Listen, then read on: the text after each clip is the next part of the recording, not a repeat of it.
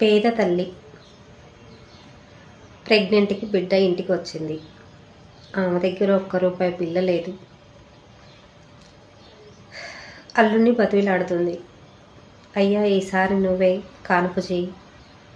అప్పో సప్పో అయితే తర్వాత నేనే తీసుకొస్తా, ఆ అప్పు తీరుస్తా.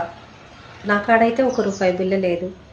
నువ్వే ఈసారి చూడు, ఆ అప్పు నేనే తీరుస్తాను బ్రతిమిలాడుకుంటుంది. అప్పుడు ఆ అల్లుడు ఏమన్నాడో తెలుసా? నీ బిడ్డ చేస్తే నీకు బిడ్డ ఉండదు, నాకు పెళ్ళాం చేస్తే మళ్ళీ పెళ్ళాం ఉంటుంది. నీ ఇష్టం, చూపించుకుంటావో చంపుకుంటావో అని. అప్పుడు ఆ తల్లి ఆ బిడ్డని, ఇట్లా అంటున్నాడమ్మా, అడుగమ్మా, ఎక్కడన్నా తీసుకొచ్చి ఇస్తే మళ్ళీ నేనే ఆ అప్పు తీరుస్తాను అంటే, ఆయన దగ్గర లేవంట, ఆయనకి ఎవరు ఇవ్వరంట. నన్ను చంపుతావా? చంపు, మీ ఇద్దరి మధ్యలో నన్ను చంపండి.